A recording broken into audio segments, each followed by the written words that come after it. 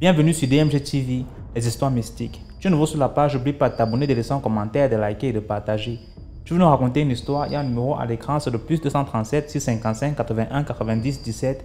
Envoie ton histoire par note vocale et on va jouer ici sur YouTube.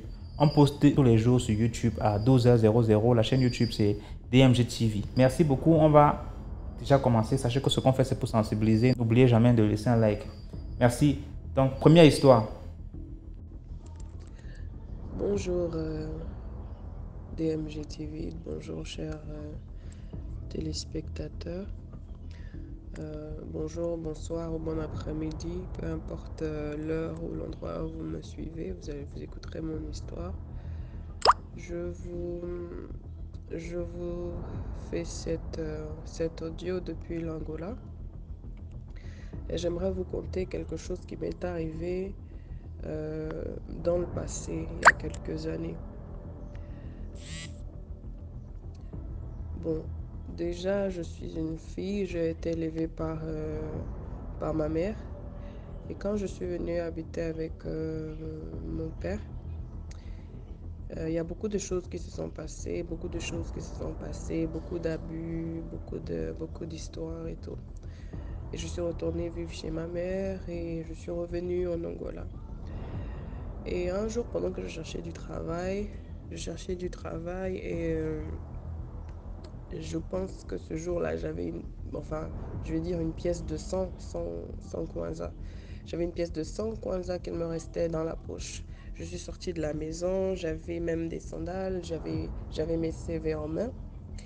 Et quand je suis arrivée au niveau de Talatona, pour ceux qui connaissent l'Angola, vers Bella Shopping, je suis restée là, j'attendais le bus. Donc je voulais négocier avec le bus que j'avais 100 kwanza qu'il me laisse vers chez moi, qui me descende à Nova Vida.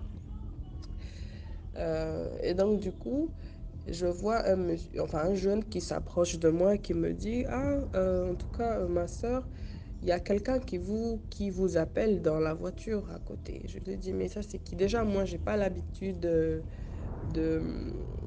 d'aller quand les gens m'appellent, surtout quand les gens qui sont dans leur voiture. Je préfère que les gens sortent et viennent me parler en fait. Et j'ai grandi un peu dans un pays d'Afrique centrale.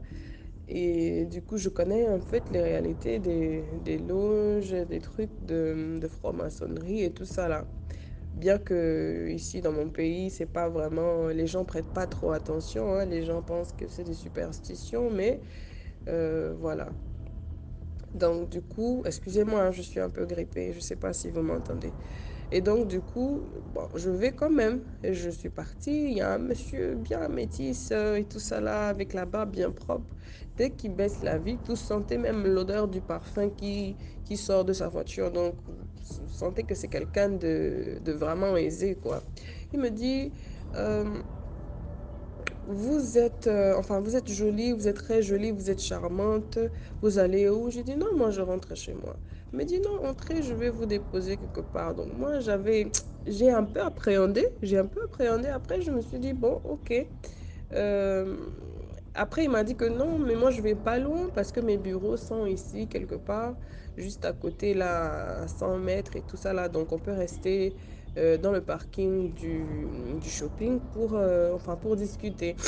Et donc, du coup, il a conduit, hein, c'était quelques mètres juste. Il a conduit dans le parking du shopping mall. On est resté. Il me posait les questions. Oui, tu habites où? Et tout ça. Et j'ai dit, oui, tu habites avec qui? Et tout. Après, bon, il a compris que j'appréhendais un peu, que j'avais un peu peur. Et il me dit, non, faut pas avoir peur. Moi, je suis un père de famille. Moi aussi, j'ai une fille. Donc, je veux pas te faire du mal et tout ça là. Il m'a même montré la photo de sa fille et tout ça là. Bon, après, moi, je me suis dit, bon, ok, il a une fille. Donc, peut-être que je vais baisser ma garde un peu. Donc, il me demande, ah non, tu as une voiture et tout ça. J'ai dit, non, j'ai pas de voiture. Il me dit non, est-ce que tu as le permis? J'ai dit non, j'ai pas de permis encore. Il sort 3000 dollars. Il me donne. J'ai dit ah, ça c'est quoi encore? Est-ce que c'est Dieu ou bien c'est Dieu qui l'a envoyé ou bien euh, moi avec mes 100 francs dans la poche, quelqu'un qui veut me donner 3000 dollars comme ça là, vraiment ça ne peut qu'être enfin Ça ne peut qu'être un miracle de Dieu, ou bien peut-être c'est un ange que Dieu a envoyé, tout ça. Et donc, du coup, j'ai un peu quand même appréhendé, mais j'ai pris, en fait, j'ai pris l'argent. J'ai pris l'argent, j'ai dit merci. Il m'a dit, euh, il faut prendre cet argent-là, tu vas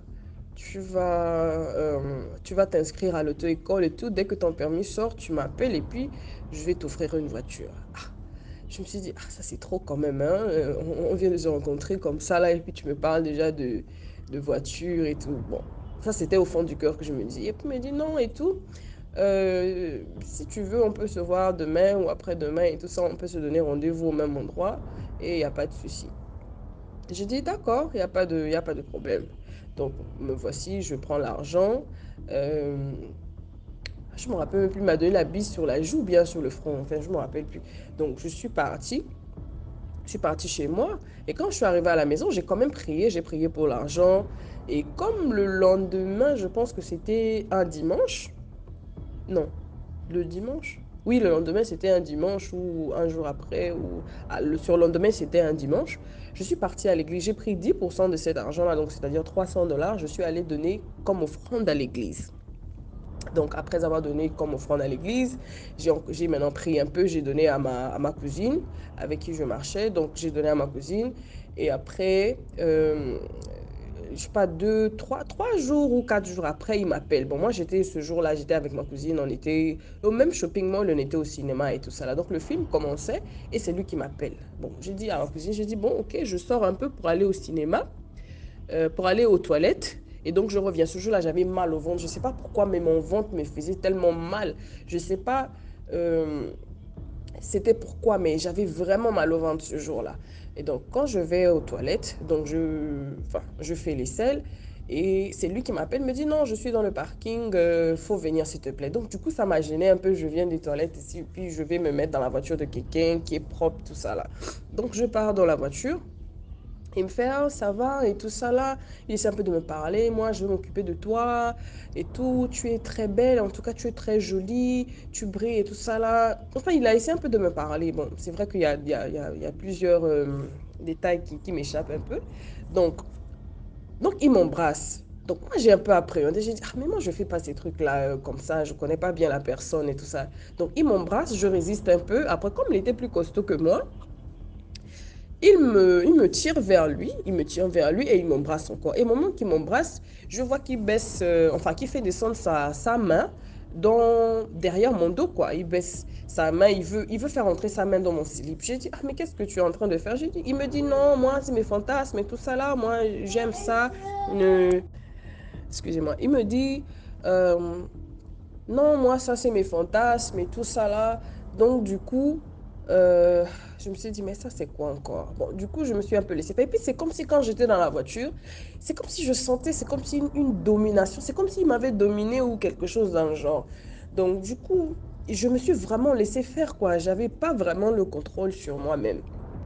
Euh, Après, je vois seulement enfin, je sens comment il met son doigt dans mon anus. J'ai dit, mais faut pas aller là-bas, faut pas aller là-bas. Moi, je viens d'utiliser les toilettes et tout ça là. Il me dit, non, c'est même bien, il n'y a pas de souci. Ça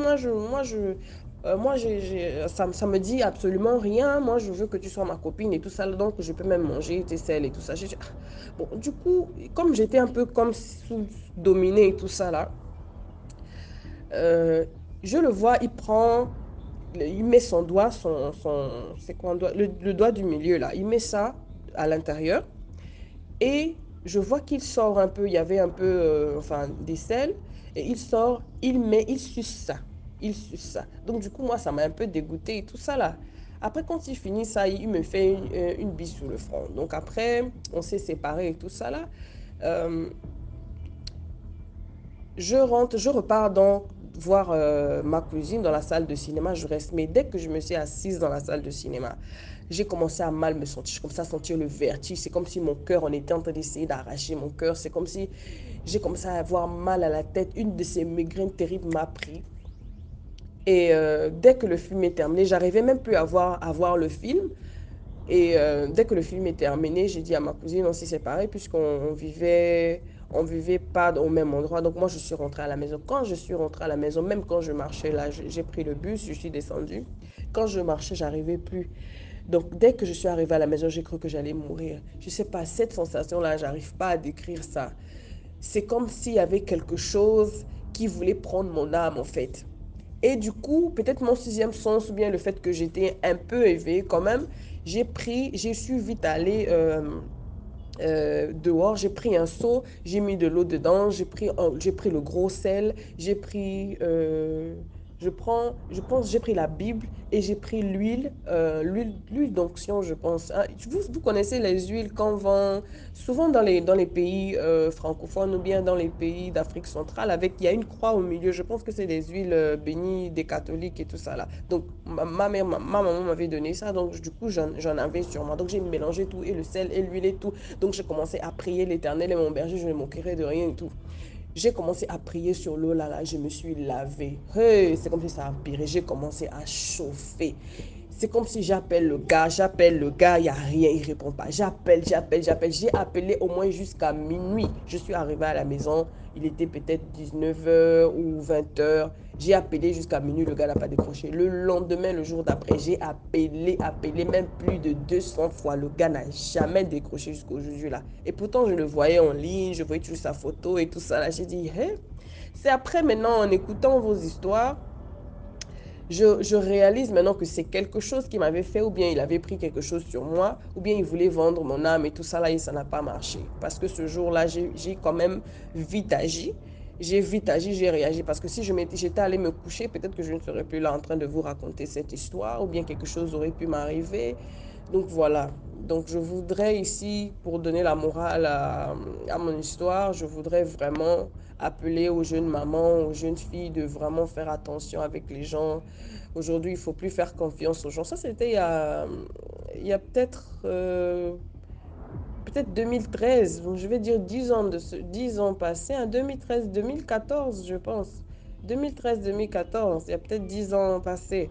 Donc, il faut vraiment faire attention, beaucoup prier. Quand vous voyez que vous êtes dans une situation où c'est pas normal, appelez toujours, si vous êtes catholique, vous êtes chrétien, appelez le nom de Jésus, le sang de Jésus. Et puis avant d'aller voir les gens, il faut toujours, aujourd'hui, il y a beaucoup d'astuces sur Internet, il y a beaucoup d'astuces avant de sortir. Vous pouvez avoir le jujube sur vous, vous pouvez avoir de l'ail, ou bien vous pouvez avoir du sel dans vos chaussures. Donc il y a beaucoup de choses à faire. Et puis les mamans, s'il vous plaît, parlez avec vos enfants. Les garçons comme les filles, il faut vraiment parler avec les enfants. Sinon, le monde de dehors là est très, très, très, très mauvais. En tout cas, merci beaucoup. Que Dieu vous bénisse. Et grâce à vous, vraiment, j'ouvre les yeux, je parle à mes enfants et voilà, vraiment que Dieu vous bénisse et bénisse votre travail et surtout vous protège parce que c'est pas facile. Bon, gros bisous depuis l'Angola et puis soyez tous bénis. Merci beaucoup pour l'histoire. Là, on va passer à la deuxième histoire. Bonsoir à tous, j'espère que vous allez bien. Une fois de plus, je suis là pour vous conter une histoire, l'histoire de mon cousin. Ça s'est passé environ, je dirais, ça fait déjà 4 ans, 3 ans de cela. Donc, on vivait avec notre cousin, on était dans un appartement, avec mes grands-parents, mes tantes et mes cousines et mes cousins. Donc, je n'étais pas avec mes parents. On vivait là-bas depuis, je dirais que ça faisait déjà 2 ans de cela. Donc un jour, on était dans la maison, on dormait. J'ai vu ma tante, l'aînée de ma mère, elle s'est mise à crier au milieu de la nuit. Je pensais qu'il faisait déjà minuit, 2 h, minuit, je pense, 1 h ou minuit, je pense bien. Elle s'est mise à crier. Elle nous disait, réveillez-vous, réveillez-vous, réveillez-vous, réveillez-vous. Ben, nous, on dormait, j'étais pas loin d'elle. Sa chambre et moi, c'était tout près. Et la maison n'avait pas de plafond. Donc, automatiquement, lorsqu'il y a un bruit quelque part, nous, on arrivait à entendre ce qui se passait. Donc, nous, on se réveille, on demande qu'est-ce qu'il y a. Et il y a un avion mystique qui a atterri sur la maison. Et priez, priez, priez, priez, levez-vous et priez, il faut beaucoup prier. Il y a un avion mystique qui est sur la maison et je pense qu'il y a 3 personnes à l'intérieur. Mais dans le truc qu'elle nous racontait, genre notre chambre, ma chambre, j'étais avec ma soeur, ma chambre et celle de ma tante, on était sur le même côté. Et en face de nous, il y avait la chambre de ma cousine et de ma grand-mère. Ma grand-mère dormait avec ma tante. et ses enfants. Donc, dans une autre chambre. Et elle nous fait comprendre que l'avion mystique est tombé de l'autre côté. Donc, pas de notre côté, mais de l'autre côté. Donc, il fallait prier. Donc, toutes, puisqu'avec des femmes et un seul garçon, bon, tous, on s'est mis à prier. On a prié, prié, prié, prié le matin. Elle nous a raconté, il y avait ça, il y avait 3 hommes à l'intérieur. Il faut beaucoup prier. Donc, après, on a fait en gros 4 à 5 jours. Mon cousin a commencé à tomber malade. Il a commencé à tomber malade, tomber malade, tomber malade. On ne savait pas ce qu'il avait. Sa peau commençait à changer de couleur. On regardait sa paume de main. C'était juste jaune. Les yeux étaient devenus jaunes. Les pieds étaient devenus jaunes. Donc, nous, on ne comprenait pas réellement ce qu'il avait. Et vu que ma tante, elle ne travaille pas, et son mari aussi, bon, en tout cas, elle n'est plus avec son mari, donc c'est elle-même qui s'en chargeait de la santé et l'éducation de ses enfants. Donc, ma mère et mes tantes, elles ont décidé de ne pas l'aider. Non, elle abuse son argent. Elle dépense son argent pour l'alcool. Elle ne soigne pas, on voit pas, elle ne dépense pas pour ses enfants. Tout, c'est nous qui faisons. Maintenant que son enfant est malade, il faudrait qu'elle-même prenne en charge. Parce que nous, on est fatigués tout le temps. Ce sont ses enfants qui tombent malades. Et c'est nous qui dépensons. Bon, c'est ce que ma mère et mes tantes se sont dites. Donc, mon cousin en question est resté avec la maladie pendant je dirais, 4 jours à 5 jours. Il était là malade. Malade, mais il s'est déplacé quand même, il marchait. Mais il était malade. On a commencé à faire un peu les médicaments traditionnels parce que n'avait pas d'argent pour emmener à l'hôpital. À un moment, ça n'allait plus. L'une des copines à mon oncle est venue. Elle a vu et dit non, mais l'enfant est malade, emmenez-le à l'hôpital. C'est pas quand même, je dirais, une somme de 10 000 francs qui va vous manquer, quand même pour faire une consultation et qu'on vous donne un peu l'ordonnance et tout. Bon, si c'est le cas, moi, je vais l'envoyer. Je vais le demander dans l'hôpital. Donc, le petit s'est levé le même jour. Hein. Il s'est levé, il allait aux toilettes lui-même. Puisque le toilette n'était pas à l'intérieur, c'était une toilette du village, il s'est déplacé, il allait derrière la maison aux toilettes. Donc après, il est revenu seul. Il est revenu, ce sont des détails que je vous rappelle, parce que devant, vous allez comprendre. Donc, du coup, on emmène le petit à l'hôpital. Il se déplace lui-même, il marche, on emmène à l'hôpital. Quand on emmène à l'hôpital, boum, en salle d'attente et tout, le petit n'arrive plus à se mettre debout. Ce qui est étonnant parce que c'était le même jour que la scène s'est passée. Donc, on en a on demande de se mettre debout sur la balance. Il n'arrive pas. Incapable de se mettre debout. Il était incapable de se mettre debout. Les gens parlaient, mais qu'est-ce que ma tante était là, mes cousines qui étaient allées à l'hôpital avec eux, parce que moi j'étais à l'école. Mais quand il s'est levé le matin, c'était devant moi. Donc, ils étaient là. Ah, mais comment ça, tu n'arrives pas à te mettre debout? Ils étaient, puisqu'à cette époque, je pense qu'il avait déjà 12 ans. Il avait 12 ans. Donc, du coup, ma cousine a décidé de le soulever et se mettre debout sur la balance. Donc, essayer de soustraire. Après, ces messieurs, on a essayé d'enlever et voir un peu combien de kilos il faisait. Il pesait, au fait. Donc, du coup, il est descendu, on l'a emmené, on a dit, oh, ce cas, il est tellement grave, comment ça? Il faut le mettre en réanimation, il fait beaucoup de fait. Le cas était devenu critique à la minute qu'on l'a emmené à l'hôpital. À la minute, son cas est devenu critique. On l'a emmené dans une salle, il fallait, on regarde le sang, il n'a pas de sang, il faut faire donner il faudrait qu'on fasse, qu'on lui fasse une transfusion de sang. Donc, c'était un peu ça. On a cherché les poches de sang, il fallait faire des dents et tout. Donc, on a emmené dans une salle. On a dit non, il fallait qu'on le mette sur oxygène.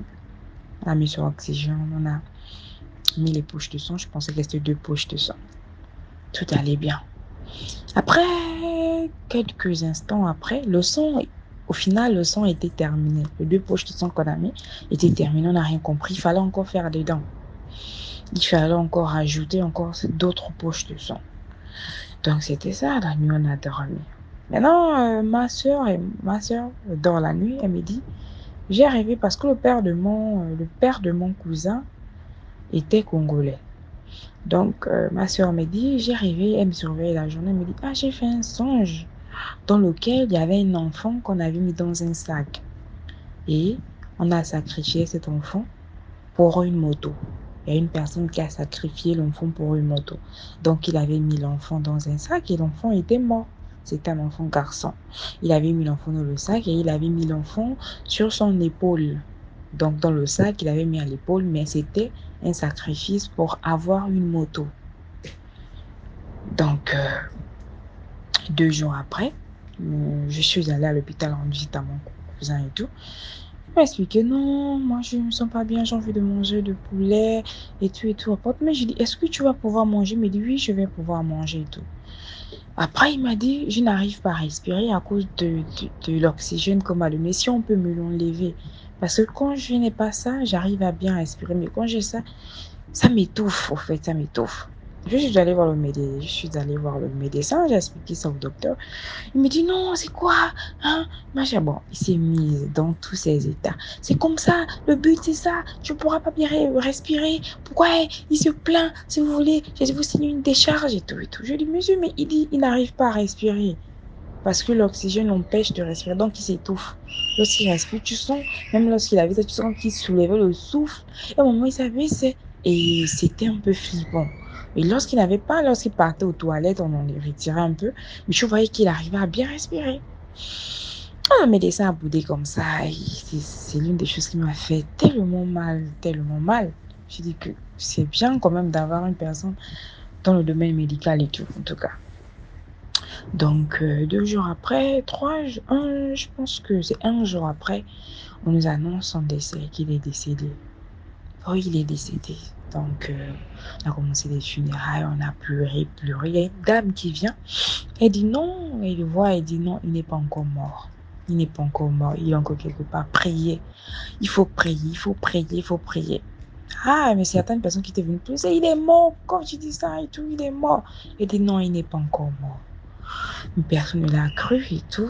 Donc, comme tous, on s'est mis, bon, le choc et tout. C'est vrai, on priait. Je pense qu'on priait même avec la peur. C'était pas je veux dire quoi, une prière un peu forte. Non, je pense pas. Donc, du coup, on a patienté, on a fait tous les funérailles et tout. Donc, 2 jours après, ma grand-mère, sa mort était vraiment une mort mystique, comme je vous dis. C'était une mort très, très, très étrange. Très, très, très bizarre. Après, un mois après, ma soeur refait encore un songe. Maintenant, c'est sur lui, elle fait le songe sur lui. Il vendait dans un grand marché. Un grand marché, il vendait des choses, des vêtements. Et il vendait dans un grand marché et tout. Et ma soeur l'avait aperçu dans le songe, au fait. Après, il a dit, oh non, je suis en train de vendre, Yaya, c'est ça et tout. Et tout. Il a commencé à parler à ma soeur dans le songe. Le matin, il nous a expliqué. La sœur nous a expliqué c'est la grand-mère. La grand-mère s'est mise à pleurer. Elle a pleuré, pleuré, pleuré, pleuré. Après, je dirais 1 à 2 semaines de cela, mon cousin en question, ma grand-mère, elle avait fait le deuil, Donc, elle marchait pieds nus, elle avait coupé les cheveux, et bon, tellement triste, comme je vous dis, nous toutes, hein, pas seulement elle. Donc, du coup, elle rêve que le petit vient dans le songe. Il vient et il dit à la grand-mère, pourquoi tu marches pieds nus? Pourquoi tu marches plus? Arrête de marcher pieds nus. Je ne veux pas que tu puisses faire mon deuil et tout et tout. Moi, je suis bien, arrête. Bon, moi, je vais te donner de l'argent. Je vais te laisser 2000 sous ton matelas. Comme ça, demain, tu prends les 2000, tu achètes les paires de la bouche et tu marches et tu portes. Je ne veux plus que tu marches pieds nus. Donc, ma grand-mère, elle se réveille au milieu de la nuit. Et elle soulève le matelas. Elle se rend compte que c'est vrai, il y a 2000 francs. C'était un choc. Les 2000 francs, ils étaient là. Elle s'est mise à pleurer. Dans la nuit, elle pleurait. Après, elle s'est réveillée. Elle nous a expliqué que regardez ce qui s'est passé et tout. On était choqués. Elle a acheté des paires de chaussures. Et c'est un peu ça, quoi. C'est ça le rêve. C'est un peu ce que nous, on a vécu durant cette période. Et après ça, on a pu rêver de lui. Mais comme ma tante a dit, ma grand-mère a dit, elle ne laisse pas ça comme ça. Elle doit vérifier. Elle est partie quand même des féticheurs, voir un peu qui est à l'origine de cela. Et quand elle arrive, on dit que c'était son père. C'est son père qui a finalement liquidé l'enfant, mais après, oui, les gens disent, bon, certains disent que c'est pas le père, c'est de notre côté, le fils de ma grand-mère. Mais ma grand-mère, lorsqu'elle est arrivée, on a vu son père. Parce que quand elle est arrivée pour le décès de l'enfant, elle m'a dit que quand ils sont partis pour vérifier, ils arrivent à moto pour arriver à l'endroit pour aller vérifier. La dame dit, mais il y a déjà un monsieur qui est venu ici avant vous qui vous a dévancé. Donc la personne savait qu'il venait, elle partait chez le marabout et la personne arrivée avant eux. Bon, je ne sais pas ce qui s'est dit avec le marabout. Elle a dit, mais vous êtes arrivé en retard. Il y a déjà un autre monsieur qui est venu me voir avant vous, avant que vous ne veniez. Il vient à peine de partir. Ma tante, ma grand-mère, elle était choquée. Comment ça, il y a une personne qui est arrivée avant nous? Donc, sur moi, je ne sais pas ce que cette personne était venue faire parce que la dame n'était pas venue, elle n'était pas rentrée dans les détails.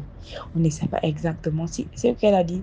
C'est vrai que c'est le monsieur ou bien c'est une autre personne pour couvrir. On ne sait pas. Parce que c'est une dame était, qui avait fait la consultation, en fait. Donc, c'est un peu ça.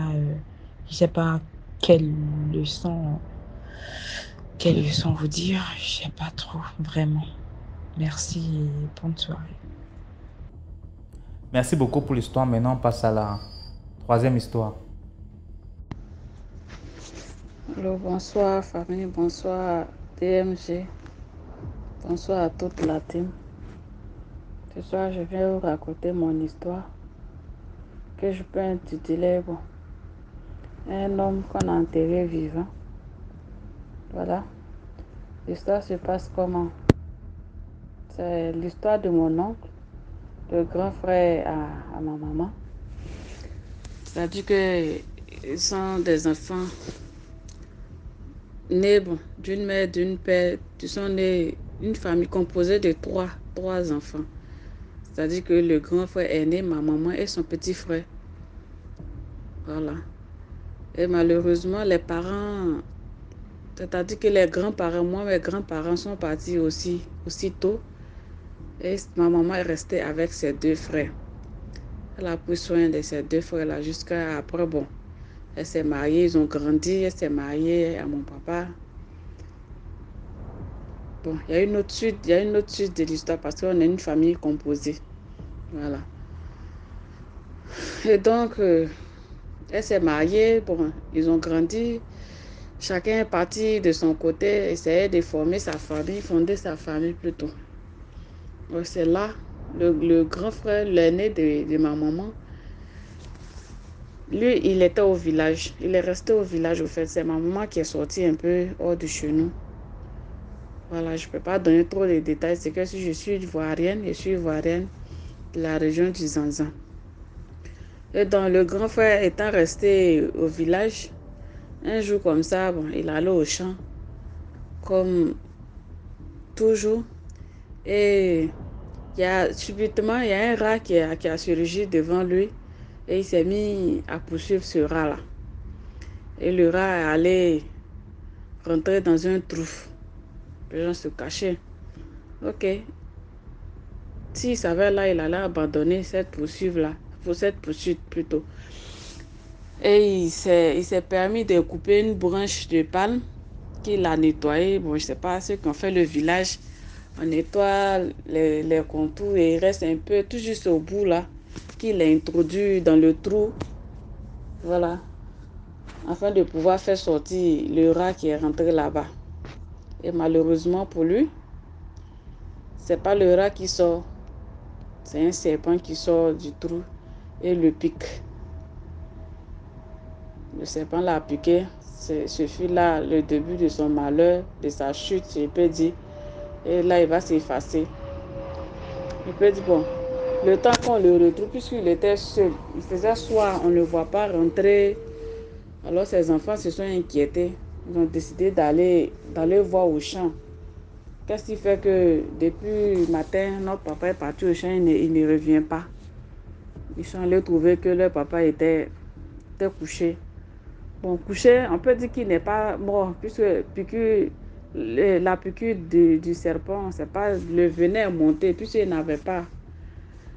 Il n'y avait personne autour. pour l'assister. On sentait son pouls, mais il n'était pas mort. Et donc, ils l'ont porté. Ils l'ont porté, ils ont senti que, bon, il n'est pas mort, en fait. Il n'était pas mort. Seulement que, je ne sais pas comment on peut appeler ça, il s'était évanoui ou quelque chose comme ça. Et ses enfants l'ont porté jusqu'à arriver au bord d'une rivière. Brusquement, il se réveille, il dit qu'il veut boire. Qu'on lui donne à boire. Il y a deux de ses enfants qui ont dit non. L'autre a dit, ils n'ont qu'à lui donner, d'autres disent non. On peut lui donner à boire puisque c'est un serpent. Ils ont constaté qu'il a été piqué par un serpent. Tellement il a insisté, ils lui ont donné l'eau à boire et il a bu. Et là, ils l'ont porté jusqu'au village. Puisque les enfants ont su que bon, il n'était pas mort, il a eu à boire de l'eau. Arrivé au village, ils n'ont pas cherché. Puisque bon, quand ton ennemi même témoigne déjà, le serpent même qui est sorti du trou, c'est pas un vrai serpent qu'on peut dire en tant que tel. Puisque si c'est un serpent normal, bon, on peut poser le garrot, puisqu'il s'est évanoui, il n'est pas mort. Ils n'ont pas voulu faire ça. Dès qu'ils sont arrivés, quand quelqu'un est contre toi, ils étaient déjà contre lui. Les devanciers, peut-être les âgés, ont décrété que déjà il est mort. Il faut qu'on l'enterre. Même quand quelqu'un meurt quand même, c'est pas sur le coup, on peut le laisser reposer une nuit. Surtout que ça s'est passé, il est rentré, ils l'ont transporté au village dans la soirée. Quand même, on pouvait le laisser dormir. Il y a des produits on met pour pouvoir maintenir le corps jusqu'à peut-être le lendemain. Ils n'ont pas voulu ça. Et les enfants n'ont pas vraiment pu imposer leur décision. C'est la décision des adultes là qui est restée. Dans l'immédiat, ils sont allés chercher un cercueil. Ils sont allés creuser sa tombe. Les funérailles en même temps, ni vu ni connu. Puisque eux aussi, c'était les orphelins. Cet oncle en question. Il n'y a pas de parents pour dire, ah, vraiment, comme ça, comme ça. Dans l'immédiat, ils ont tout préparé. Comme si ils étaient prêts même à attendre qu'il se fasse, qu'il allait arriver quelque chose, en fait. Ils ont eu cercueil, creusé la tombe, tout en même temps. Ils sont allés l'enterrer. Ils ont fait les funérailles, c'est passé. Et un jour, quelques temps plus tard, il y a un féticheur dans la zone qui était de passage dans le village en question, qui a dit que, arrivé au milieu du village, il dit oui, vous faites peur ici. Vous faites peur. Vous avez osé enterrer une personne vivante. Vous avez osé faire ça. Le monsieur vous a fait quoi? Il ne vous a rien fait. Qu'est-ce qu'il a fait? Sa vie vous a-t-elle aussi dérangé au point où vous l'enterrez vivant? Paraît-il qu'après l'enterrement, l'oncle en question, il s'est réveillé. Il s'est réveillé pendant 3 jours. Jusqu'à présent, bon, j'étais petite, mais après, quand il y a eu l'histoire, franchement, jusqu'à présent, ça me fait tellement mal. Je n'ai pas eu la chance de le connaître. Bon, c'est la vie. La vie est ainsi faite. Comment imaginer une personne se réveiller dans la tombe pendant 3 jours, sans eau, sans nourriture, ni personne, quelque part isolé. Et c'est après que la vraie mort qui lui a été destinée est venue le chercher dans la tombe. Il était déjà enterré. Voilà. Et le jour de son décès, même mes parents étaient... Merci beaucoup pour l'histoire. Maintenant, on passe à la quatrième histoire. Salut DM, j'espère que tu vas bien. Je suis quelqu'un qui te suit il y a très fort longtemps, que ce soit sur TikTok, sur YouTube ou encore Facebook. Et j'admire vraiment ton travail. C'est très bien. Je t'encourage à continuer cette lancée. Voilà. Je salue aussi au passage toutes les personnes qui vont peut-être tomber sur cet audio aussi. Donc, je vais commencer. Déjà, moi, je suis gabonais ivoirien. Et l'histoire que je vais vous raconter, c'est passé au Gabon. C'est passé en 2016 plus précisément. En 2016, j'y vais au Gabon pour des vacances avec ma petite soeur et mon petit frère. Parce que notre père, c'est un politicien au Gabon. dont je vais taire son nom. Et en 2016, il faisait la campagne du président actuel, parce que c'était une année d'élection en fait. Et donc, c'est comme ça que notre papa dit à notre mère que oui, fait venir les enfants au Gabon, comme ça ils vont me soutenir, ils vont être près de moi pendant les élections, au moins, ils sont aussi avec leurs frères qui sont ici. Donc, c'est comme ça que nous, on va au Gabon, tout content, parce qu'on va être avec nos frères et sœurs qui sont aussi là-bas, même si on n'est pas de même mère. Bon, ça n'empêche que ça reste nos frères. Donc, on arrive au Gabon, on est tout content. Notre père, vu qu'au Gabon, on est de Franceville, de Otogbé. Donc, c'est comme ça qu'on va dans notre ville natale. Et là-bas, notre père il bat la campagne, Après, on arrive au village maintenant, dans son village aussi, où il fait la même chose. Il bat la campagne du candidat qui soutenait, en fait. Et arrivé au village, c'est comme ça que le frère de notre père, déjà pour commencer, l'histoire que je vais vous raconter, c'est 3 histoires que je vais vous raconter, mais en une seule, en fait. Donc, ça va pas être hyper long. Je vais essayer de la rendre la plus courte possible. Donc, je reviens. Donc, quand on arrive maintenant au village, le frère de notre père nous amène voir le chef du village. Le chef du village nous amène au bord de la rivière parce que où on habitait, il y avait une rivière en fait. Et aucune personne qui revient de la ville ou qui revient de notre pays ou je sais pas trop quoi, n'a le droit de se laver dans cette rivière sans l'autorisation des génies. Donc, c'est le chef du village qui est dans l'obligation de vous amener au bord de la rivière pour faire le rituel pour voir si, oui ou non, les génies vont vous accepter. Donc, et les conditions pour que les génies vous acceptent, c'est soit vous êtes de ce village, ou soit vous avez un parent qui est de ce village, ou soit vous avez un lien avec le village en fait, tout court. Donc c'est comme ça qu'on va voir le chef du village, le chef du village qui nous amène à la rivière. Arrivé à la rivière, le chef du village commence à faire les rites et tout, il commence à parler, il nous fait laver les pieds, laver les mains, laver le visage, il cite nos noms dans ces rites-là, il cite le nom de notre papa et tout. Au bout de 5 minutes, il rentre dans l'eau. Et l'eau, quand il rentre dans l'eau, c'est pas genre, c'était une profondeur, c'était juste arrêté au niveau, l'eau s'est juste arrêtée au niveau des genoux, il s'est arrêté là. Après, il a parlé, il a jeté de trucs dans la rivière, je sais pas c'était quoi, des petits bois, des trucs comme ça.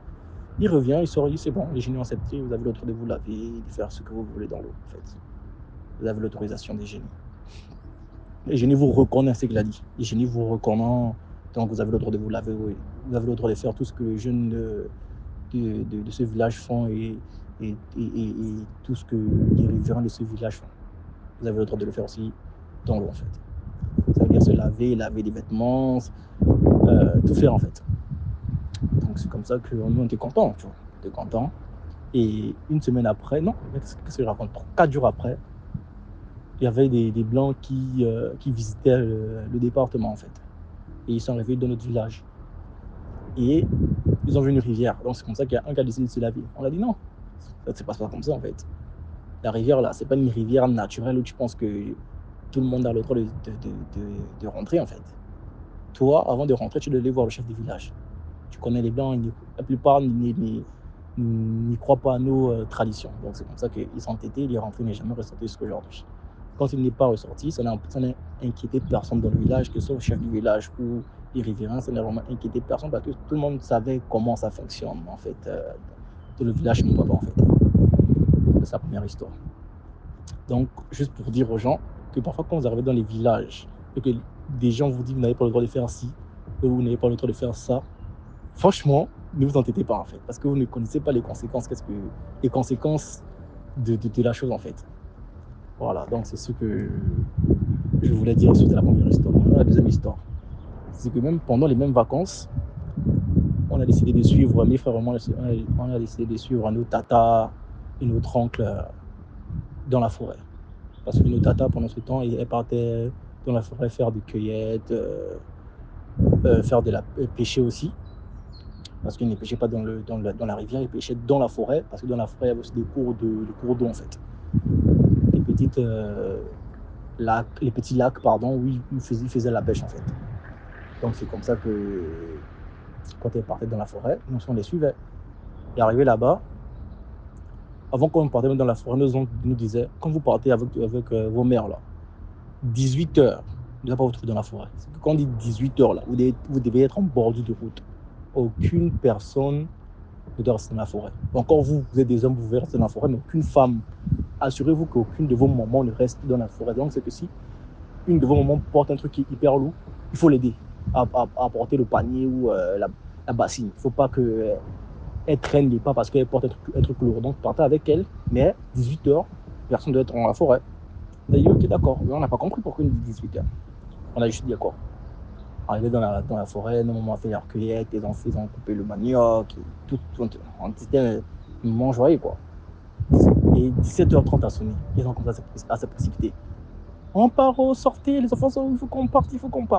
Donc ils ont commencé à mettre la pression que oui, toi porte ça, toi porte ça, il faut qu'on sorte de la forêt. Donc on ne comprenait pas parce qu'il n'est que 17h30. Pourquoi vous précipitez? Il n'est pas encore 18h. Elle dit sortez déjà. C'est pas la peine de traîner ici, sortir. On n'a jamais compris jusqu'à aujourd'hui. Pourquoi on nous avait demandé de sortir?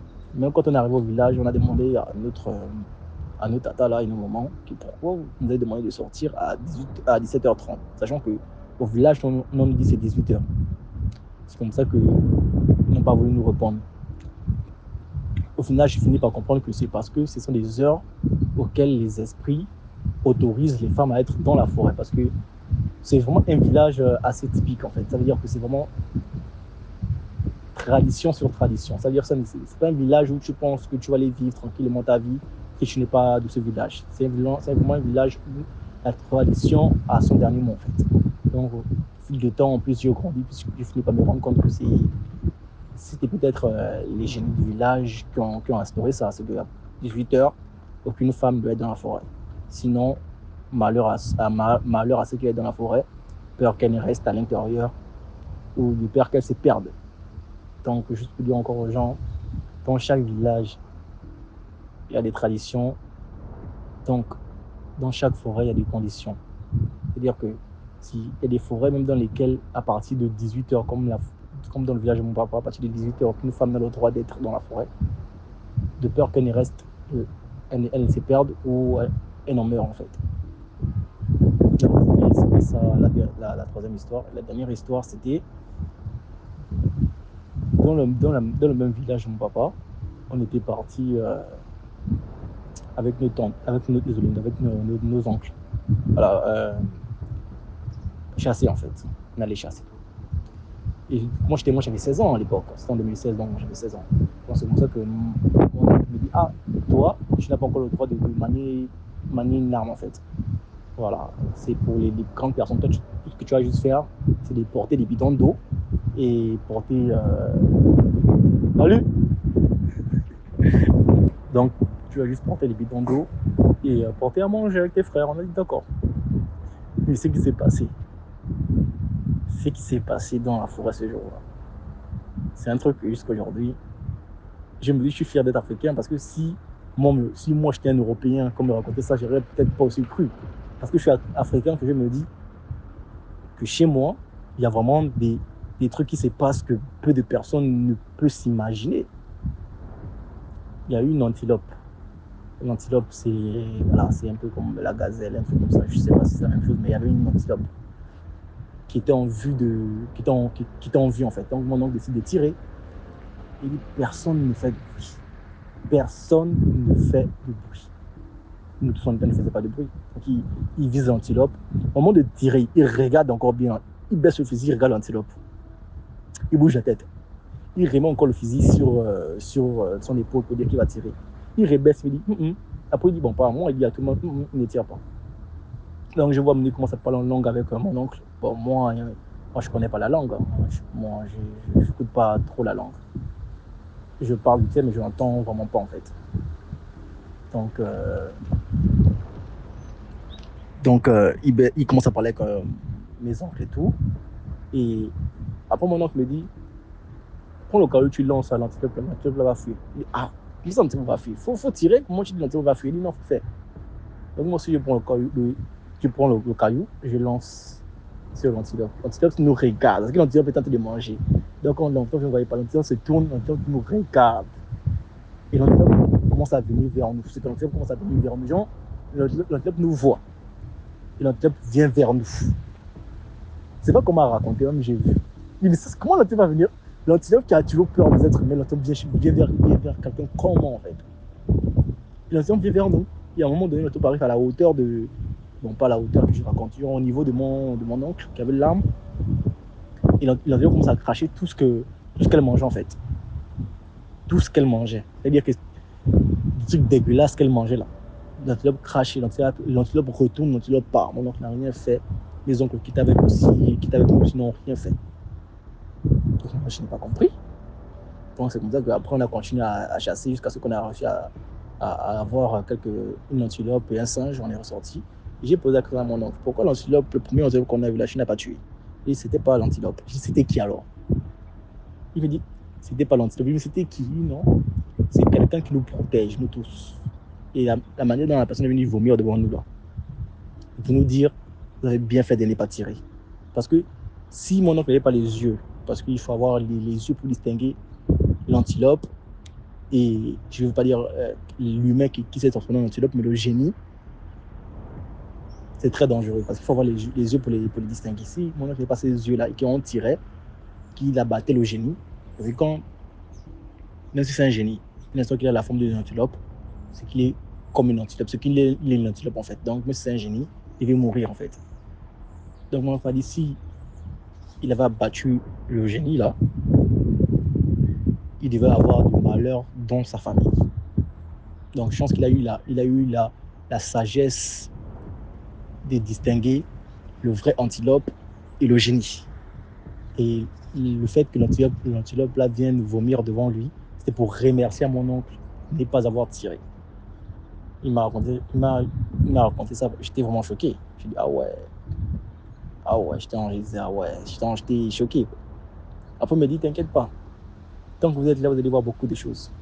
Après on n'a pas duré au village, on est rentré vite en ville parce que il fallait que nous on revienne en France pour reprendre les cours et tout. Donc c'était un peu ça mon histoire. Donc pour vous dire que l'Afrique c'est rempli de mystères, rempli de trucs. Si on ne vous explique pas, peu de personnes ne vont croire en ça, ils vont penser que ça peut exister. Bon, il y a beaucoup de choses qui se passent en Afrique. Et je veux aussi dire plus au Gabon, parce que le Gabon, c'est un pays rempli de mystères. Aujourd'hui, on parle du Bénin, que oui, le Bénin, le Togo, ils sont forts dans ce genre de trucs. Mais le Gabon aussi, c'est un pays qui ne parle pas trop d'eux, mais c'est un pays très dangereux dans ce genre de rites, en fait. Donc, c'était un peu ça, mon histoire. Et merci à vous et merci à tout le monde. Bonne soirée à tout le monde. Merci beaucoup pour l'histoire. Maintenant, on passe à la 5e histoire. Oui, bonsoir DMG, bonsoir à tous. Bonsoir, chers auditeurs.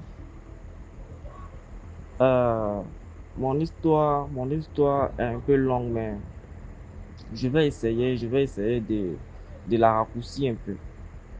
Je vais essayer de vous expliquer mon histoire en quelques petites minutes. Ok. Cette histoire, c'est moi-même qui l'ai vécue.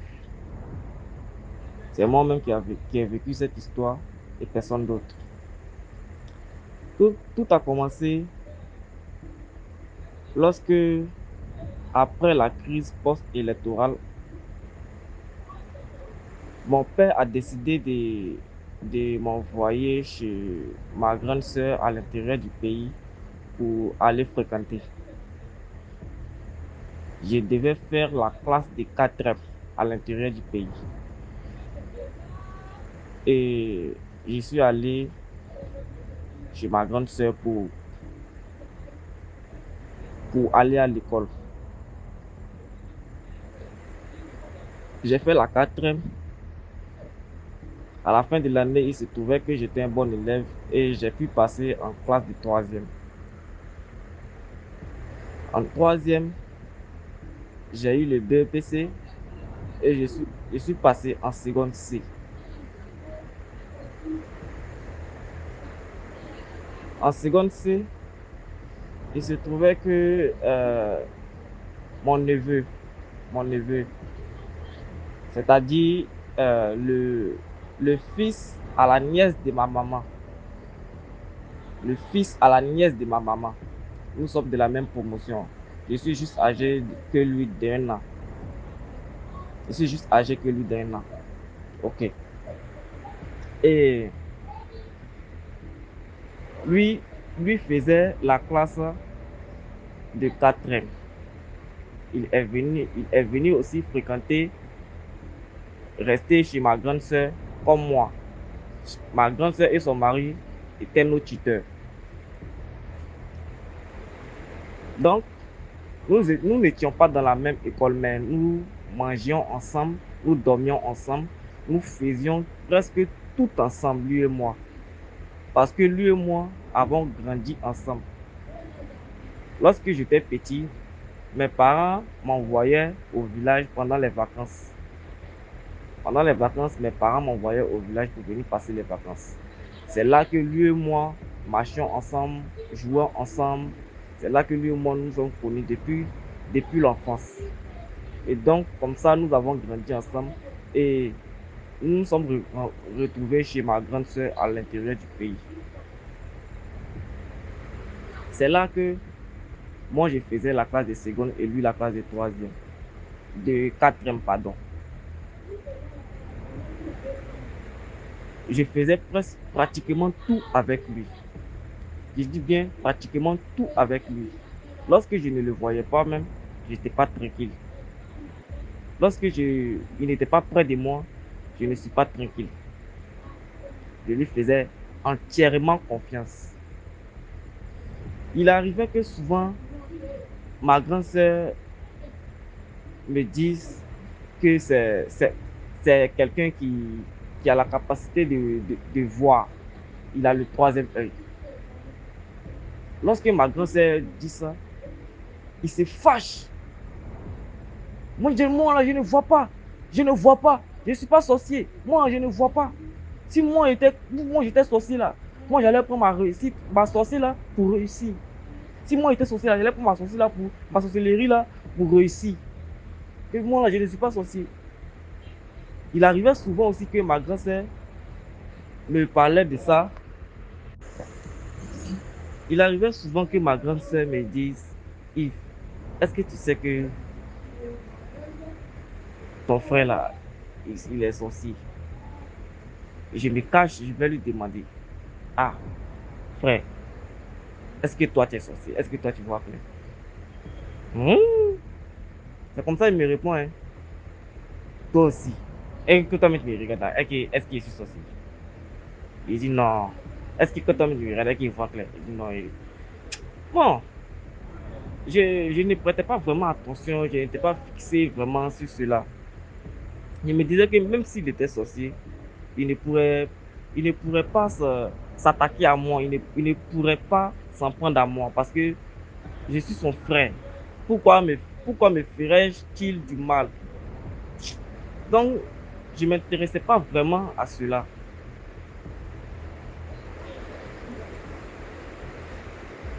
Je ne savais pas. Alors que quand lui et moi dormions la nuit, lui travaillait sur moi. Il travaillait sur ma tête. Il travaillait sur mon étoile. Il travaillait sur, je ne sais pas comment le dire, il travaillait sur ma chance. Arrivé un moment, je suis passé en classe de première. C'est en classe de première que tous mes problèmes ont commencé. J'ai commencé à être bizarre. J'étais devenu un mauvais élève. Mes rendements même en classe n'étaient plus bons. Je ne me retrouvais plus à l'école. Et j'ai décidé même de ne plus aller à l'école. Lui et moi, un jour avons fugué de la maison. Parce que ma grande sœur nous avait dit de partir de sa maison juste parce que nous sommes sortis et sommes rentrés un peu tard à la maison. Donc elle s'est fâchée et nous avait dit de partir de sa maison sous l'effet de la colère. Donc nous Juste parce que ce n'était pas la première fois, donc nous sommes partis de la maison. Nous avons fait jusqu'à 2 semaines dehors. On dormait sur les tables des marchés, on dormait sur les bancs des écoles, on dormait sur le bord des routes. Nous étions devenus comme des enfants de la rue. Et tout ce temps-là, il était avec moi, hein. Ne sachant pas que c'est lui qui occasionnait tout cela. Moi, je ne savais pas que c'est lui qui travaillait sur moi pour, pour occasionner tout cela. Je ne le savais pas du tout. Et nous sommes pendant cette fugue-là, nous étions dans un congé de Toussaint. Et les congés devaient durer une semaine. La semaine suivante, il s'est avéré que nous ne sommes pas partis à l'école parce que nous étions encore dans la rue. C'est là que ma grande sœur a fait tout pour nous récupérer. Elle nous a cherché jusqu'à réussir à nous trouver dans la ville et a réussi à nous ramener à la maison. Après cela, je ne voulais plus encore reprendre les cours parce que j'ai fait une semaine, j'ai raté les cours, donc j'avais honte de reprendre les cours. Mes parents m'ont parlé, m'ont donné des conseils, m'ont demandé pardon et j'ai pris gros cœur et j'ai repris les cours. J'ai repris les cours. À la fin de l'année, il s'est avéré que je reprenais la classe. Il s'est avéré que je reprenais la classe. Et quand j'ai su cela, j'ai voulu ne plus aller à l'école. J'ai dit à mes parents que je ne vais plus à l'école. Je suis allé en vacances à la capitale. À la capitale, je suis allé avec mon neveu, hein. Nous sommes allés ensemble en vacances. Et une fois, mes parents qui étaient au village m'ont appelé pour me dire, on sait que tu ne veux plus aller à l'école, mais viens au village, on va te parler et puis tu vas repartir à la capitale. Viens au village, nous allons te parler et puis tu vas repartir à la capitale. Et lorsque je suis venu au village, mes parents m'ont envoyé chez un prophète. Ils m'ont envoyé chez un prophète. Ce prophète-là a prié pour moi et m'a donné un savon avec lequel je devais me laver. Je devais prendre un bain. Et j'ai pris le savon et je suis retourné à la capitale. J'ai rejoint mon neveu. Lui et moi dormions dans la même chambre et sur le même lit. C'est là que 3 jours après, lorsque je me lavais avec ce savon-là, une fois, tard dans la nuit, aux environs de 3 heures du matin, je dormais et tout à coup, je ne sais pas ce qui s'est passé, mais je me suis réveillé subitement. Et lorsque je me suis réveillé subitement, j'ai surpris mon neveu là sur ma tête en train de faire des incantations. Je l'ai surpris sur ma tête, je dis bien je l'ai surpris sur ma tête en train de faire des incantations. Je n'explique pas une histoire de quelqu'un d'autre, j'explique ma propre histoire. Je dis bien j'ai surpris mon neveu là sur ma tête en train de faire des incantations. Ça l'a surpris même lui-même, il était étonné. Et je lui ai demandé, mais qu'est-ce que tu fais sur ma tête là? Ta main fait quoi sur ma tête? Il me dit, ma main là. J'ai dit oui. Il dit non, c'est lorsque j'ai balancé ma main là, que c'est là que ma main a atterri sur ta tête. Et tout d'un coup, il s'est levé et il est allé dans les toilettes. J'ai regardé l'heure, il était 3 heures du matin. À 3 heures du matin, tu ne dors pas, tu es sur ma tête. C'est à 3 heures du matin que tu balances ta main. Il est allé uriner et il est revenu. Je n'ai plus dormi jusqu'à le matin. Lorsque le jour est tombé, j'ai dit à tous mes parents, à tous mes frères et sœurs, que voilà ce que j'ai vécu. Ils étaient tous étonnés, ils étaient stupéfaits. Donc alors, c'est lui qui était à la base de tous tes problèmes. C'est lui qui faisait que tu ne devais plus aller à l'école. C'est lui qui faisait que tu as commencé à déraper, tu as commencé à sortir de la bonne voie. C'est lui qui était à la base de tout. On t'a fait parler, tu vois, non? Moi-même, je n'aurais pas cru si on me le disait. Mais Dieu a permis que je puisse l'attraper. Dieu l'a dévoilé. Dieu m'a montré son vrai visage. Dieu m'a montré qui était vraiment, réellement mon ennemi. J'ai vraiment remercié le nom de Dieu pour cela. Et jusqu'à aujourd'hui, il ne veut pas reconnaître. Jusqu'à aujourd'hui, il ne veut pas reconnaître ce qu'il a fait. Je me suis éloigné de lui sans faire de bruit. Je me suis éloigné de lui sans donner d'explication. Il arrive souvent qu'il me pose des questions, mais qu'est-ce que je t'ai fait pour que tu t'éloignes de moi comme ça? Qu'est-ce que j'ai fait? Et puis, toi et moi, nous n'étions pas comme ça avant, nous étions très proches avant, mais tu es devenu distant avec moi ces dernières années-là. Qu'est-ce que je t'ai fait? Je lui réponds tout simplement que c'est le destin. C'est le destin. C'est Dieu qui a voulu que cela se passe ainsi. Il ne veut pas reconnaître. Pourtant, il sait très bien ce qu'il a fait. Il sait très bien ce qu'il a fait. Il sait la raison pourquoi je me suis éloigné de lui. Mais il ne veut pas reconnaître. Il veut que moi je le dise de ma bouche pour qu'il puisse le nier encore. Il y a un adage qui dit: éloignez-vous sans faire de bruit. Ils savent ce qu'ils ont fait. C'est ce que j'ai fait. Je me suis éloigné sans faire de bruit. Car il sait ce qu'il a fait. J'ai remercié le nom de Dieu parce que Dieu m'a aimé. Si Dieu a permis que si Dieu m'a révélé mon ennemi, c'est parce qu'il m'aime. C'est parce que je suis quelqu'un qui compte pour lui. C'est parce que il veut l'utiliser. Donc j'ai toujours remercié le Dieu que je sais pour ça. Tout ce qu'il a fait pour moi. Pour tout ce qu'il a fait pour moi jusqu'à aujourd'hui. Voilà, c'est un peu mon histoire. C'est mon histoire. C'est ce que j'ai vécu.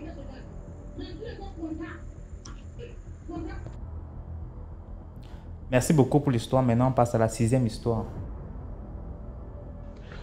Bonsoir, bonsoir famille DMG, bonsoir à tout le monde. Partagez, likez, commentez, en tout cas donnez de la force à la famille DMG, à cette chaîne-là, pour qu'elle vraiment, elle sensibilise le plus de personnes, qu'elle touche vraiment un nombre maximum, voilà, un maximum de personnes. Alors, moi j'appelle depuis l'Afrique de l'Ouest, voilà, un pays qui est bien connu de l'Afrique de l'Ouest, et je suis originaire du centre de ce pays. Pour l'histoire, c'est une histoire qui s'est passée dans ma famille côté maternel. Alors, il y a maman, ses sœurs qui ont des parcelles à l'intérieur, au centre. Voilà, à l'intérieur du pays, au centre. Le feu père avait plein de plantations et plein de biens dont il les a légués, notamment là, les plantations. Et l'une de ces plantations se trouve au centre du pays. Donc, elles sont chargées de répartir en plusieurs parcelles. Chacune a sa parcelle et c'est dans un complément que ces plantations-là sont. Alors, il y avait une particulièrement de mes tantes qui est vraiment invivable. Elle, son mari, ses enfants. C'est le mal vivre personnifié. Tout le temps les disputes, tout le temps les problèmes. On ne peut jamais s'entendre avec ces tantes-là. Il y avait tout le temps les disputes à n'en point finir. Et ces enfants, parmi ces enfants, il y a un qui est particulièrement terrible, turbulent, délinquant même, parce que lorsqu'ils étaient à, comment on appelle ça, dans la capitale du pays, c'était un délinquant réputé. Parce que je vous dis que ma tante, elle partit s'installer même de manière définitive dans ce campement. Et maman et ses autres sœurs partaient souvent visiter les parcelles et les entretenir. Alors, ce jeune homme, mon cousin, il y avait un Nigérian qui était dans ce campement-là, qui avait un entrepôt. Et mon cousin allait voir ce Nigérien-là pour être comme un vigie. Chose que le monsieur a accepté. Et le monsieur nigérien avait une fille, une très belle fille, qui venait souvent à l'entrepôt. Et mon cousin l'a remarqué.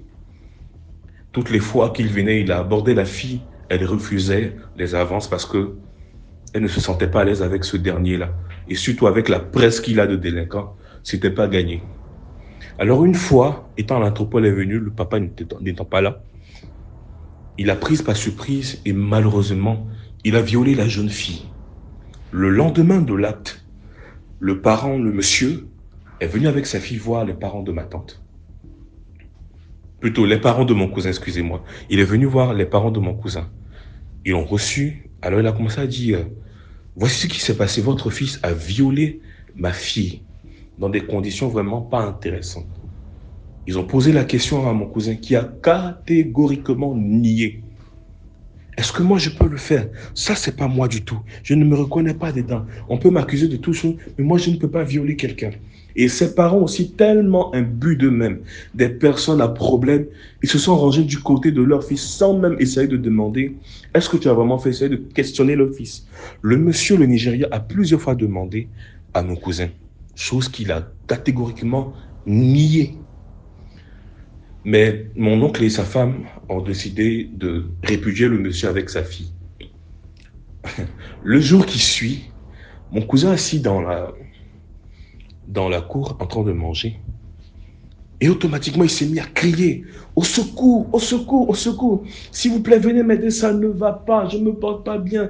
Il y a quelque chose qui se passe, ils sont en train de m'attaquer, ils sont en train de me tuer. » On s'approche de lui, on lui demande, il dit qu'il a vu un être, une entité géante, noire, vraiment effrayante, qui est sur lui actuellement, qui est en train de presser ses reins, son foie et ses parties intimes.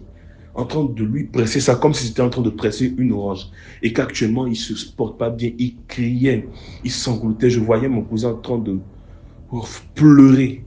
Donc, maman et les autres se sont sortis pour venir dire à ma tante, c'est vrai qu'on ne s'entend pas, mais là il s'agit de la vie d'un être humain. Et c'est notre cousin. On est obligé de l'aider. Est-ce que ce n'est pas le monsieur qui est à la base de ça, le Nigérien? Parce que nous connaissons ton fils. Toi-même, tu connais ton fils. Tu sais comment il est. Tu sais comment il est. Et surtout, hier, tu as pris catégoriquement le pouvoir pour ton fils. Tu n'as pas demandé, tu n'as rien demandé à ton fils. Parce que pour toi, il est blanc comme neige. Alors que tous, nous connaissons son comportement. Levez-vous, allons-y voir le monsieur. C'est comme ça, il décide de se rendre dans la maison de ce monsieur-là, qui le reçoit, et il leur demande, qu'est-ce que vous venez faire? Automatiquement, mes tantes commencent à se jeter à ses pieds, demander pardon. Voici comment l'enfant se porte actuellement. Il est en train de mourir, il est en train de crier, ça ne va pas. S'il vous plaît, si vous êtes à la base, s'il vous plaît, enlevez cela. On va faire tout ce qu'il y a de possible pour demander pardon, pour que les choses s'apaisent. Le monsieur avec un sourire leur dit, excusez-moi, de quoi vous parlez? Je ne sais vraiment pas de quoi vous parlez. Si c'est concernant l'histoire qui s'est passée hier, ah bon, moi je ne me reconnais pas dedans. Hein, parce que lorsque je me suis rendu chez vous, vous avez catégoriquement nié cette affaire-là. Et vous avez pris aussi le parti de votre fils de manière catégorique. Bon, je ne sais pas qu'est-ce qui se passe, il est en train de mourir. Ah, ok. Bon, là je ne sais pas, peut-être qu'il a fait quelque chose d'autre à quelqu'un et il est en train de payer de ça. Sinon, moi personnellement, je ne me reconnais pas dans cela. S'il vous plaît, prenez vos affaires et sortez de ma maison. C'est comme ça. Ma tante, son mari et mes autres tantes se sont levées ainsi que maman. Elles sont parties. Elles arrivent, c'est toujours le même. Donc on essaye de donner des feuilles. Quoi à l'enfant. Rien, absolument rien. On va dire qu'il y a un guérisseur, mais il est très éloigné du campement. Très éloigné du campement. Et surtout que même ce campement-là même est dans un coin qui est réputé pour être mystique. Il y a une eau qui est là-bas, waouh, de ouf. Tu peux maudire quelqu'un dans cette eau-là, si la personne est vraiment coupable, ça va agir de manière spectaculaire. Les poissons qui y sont, il y a certains poissons qui ne sont pas consommables. Sacrément sacré, on va dire ça comme ça. Bref. Alors l'enfant se tordait toujours de douleur, ça n'allait pas. Du tout, ça n'allait pas. Et le lendemain, on a tellement fait ce qu'on pouvait faire le lendemain matin. Dans les 10 heures, l'enfant a rendu là. Ah, c'était vraiment très émouvant. Ça faisait vraiment pitié. De manière aussi bête et vilaine, mon cousin est parti comme ça. Et c'est là que sa maman va se mettre à crier, pleurer comme bon les Africaines, elles savent le faire. Mais l'enfant ne pouvait plus revenir à la vie, c'est terminé. Et chez nous, lorsqu'on perd un enfant, lorsqu'une famille perd un enfant, surtout le premier enfant qu'elle perd, voilà, elle peut avoir 4 enfants, 5 enfants, mais dès qu'il y a un qui meurt dedans, en premier, il n'y a pas de funérailles. automatiquement, dans la même semaine qui suit, on doit enterrer l'enfant là, sans faire de funérailles. Et surtout, la mère ne doit pas pleurer. Voilà comment il est mort un vendredi. Et le lendemain, automatiquement, le samedi, il a été enterré. De manière vraiment comme un chien. La morale à retenir dans cette histoire-là, c'est nous les jeunes, faisons très attention aux actes que nous posons. Soyons vraiment matures dans la tête. La vie ne nous appartient pas. On est jeunes, on est vieux, on meurt tous. Faisons très attention. Et pour les parents, soyons vraiment équitables dans les choses. Soyons des parents vraiment responsables. Même si nous connaissons, nous aimons nos fils malgré ce qu'il est, soyons toujours impartials. Passez une bonne soirée, surtout encore partagez au maximum. Merci. Voilà, c'était tout pour aujourd'hui. J'espère que vous avez aimé la vidéo. Connectez-vous sur la deuxième chaîne YouTube à 15h00 pour une nouvelle histoire. Merci, portez-vous bien, passez une très bonne soirée. Voilà, ciao, à demain à 12h pour une nouvelle vidéo.